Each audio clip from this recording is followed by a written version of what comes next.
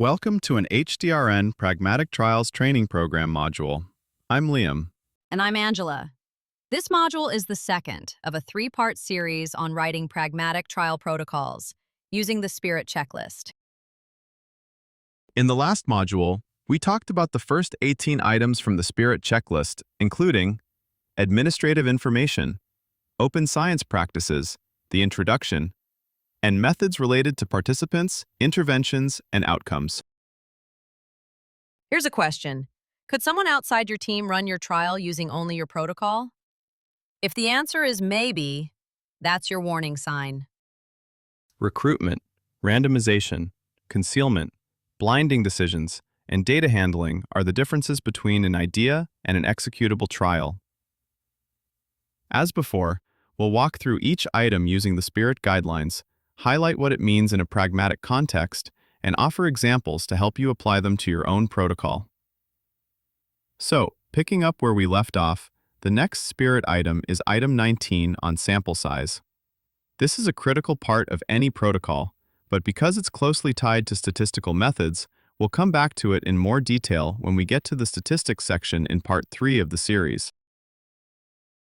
So for now, let's start with recruitment, item 20.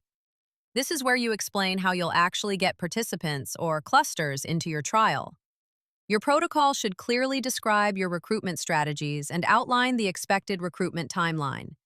In pragmatic trials, recruitment is often done through the usual care pathways, rather than calling for volunteers broadly. You should address any challenges you anticipate and plan to mitigate them. For example, because many eligible patients are elderly, we will work closely with clinic staff to facilitate consent and allow family involvement in the consent discussion if needed. Or, we will monitor enrollment rates monthly and adapt recruitment efforts if we fall behind, such as opening additional sites or broadening inclusion criteria, with appropriate protocol amendments and approvals if required. Essentially, the recruitment part of the protocol should convince the reader that you have a realistic plan to enroll the sample needed. After recruitment is complete, we move on to the step of assigning participants or clusters to trial arms. SPIRIT item 21A is about who generates the random sequence, the method used to generate it, and any software or systems used. SPIRIT item 21B then builds on this by asking you to specify the type of randomization used, whether it's simple or restricted, and to describe any design features such as stratification, blocking, or matching, and where relevant, the reasons for such choices.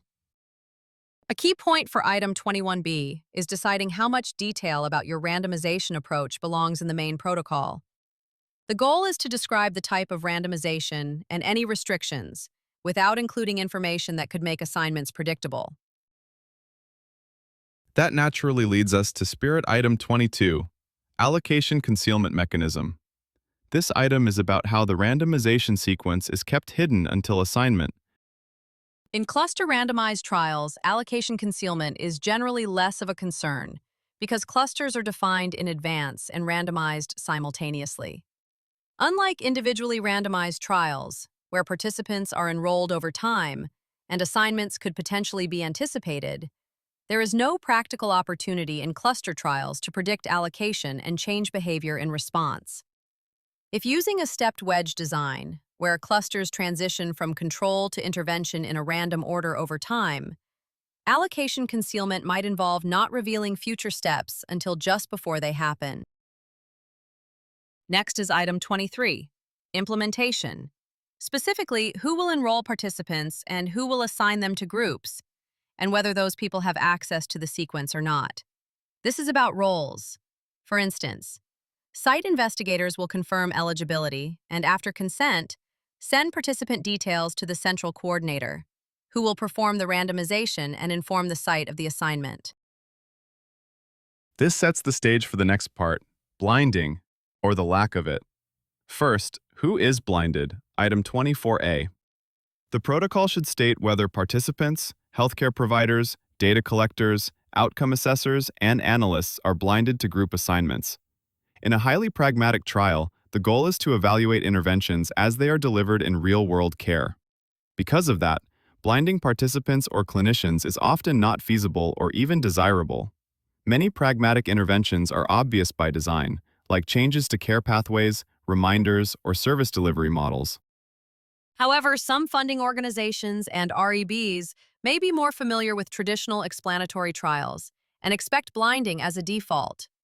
It's therefore critical to explicitly justify when blinding is not used, cite appropriate methodological guidance, and explain how potential bias is addressed instead, such as prioritizing objective outcomes like hospital admission or survival, and blinding outcome assessors or analysts where possible.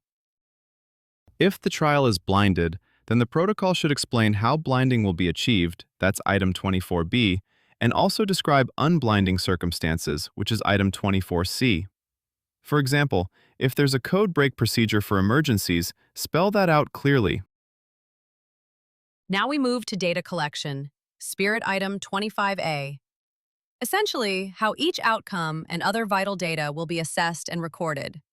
The protocol should break down where the data comes from and any processes to ensure data quality.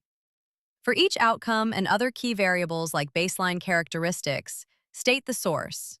If you're using a specific instrument or questionnaire, name it, and, if relevant, note its validity metrics for the target population.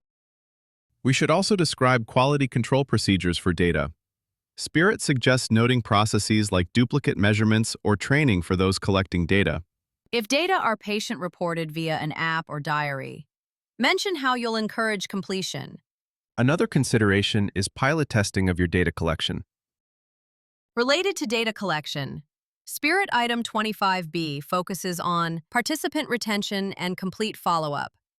Losing track of participants can bias results, so the protocol should clearly outline how you'll maximize retention and how you'll handle outcome data when participants discontinue the intervention or become less engaged. People may stop or inconsistently receive the intervention, but that doesn't mean we stop collecting outcome data. The goal is to reflect real-world use while still preserving valid comparisons. Retention strategies might include reminder messages for patient-reported outcomes, aligning follow-up with routine care visits, or collecting multiple contact methods at baseline. For example, a protocol might say, to promote retention, participants will receive automated reminders before scheduled follow-ups. If a follow-up is missed, study staff will attempt contact by phone or email and offer alternative modes of data collection. Lastly, as part of Spirit Item 25B, the protocol should also say whether you plan to record reasons for non-adherence and, where possible, distinguish these from issues of retention or withdrawal from the trial. Spirit Item 26 is about data management. While some details might live in a separate data management plan, the protocol should summarize how data will be handled securely and reliably. This includes data entry processes, database systems, storage, including timeframe, and confidentiality protections, though confidentiality also comes later under ethics.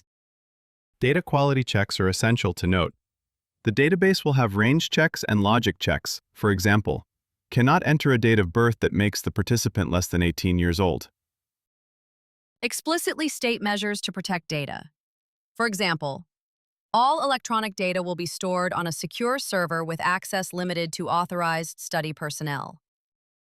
Also, reference where the complete data management procedures can be found if appropriate. Some protocols also include an appendix summarizing key data variables and their sources. All these might sound operational, but including them shows that the trial team is organized and that the data, being the backbone of results, will be appropriately handled. It gives reviewers confidence that the numbers coming out at the end will be trustworthy. That brings us to the end of this module. We focused on the Spirit items that really bring a trial to life: how participants or clusters are recruited, how interventions are assigned through randomization and allocation concealment, how blinding is handled or justified in pragmatic settings, and how data are collected, managed, and followed over time.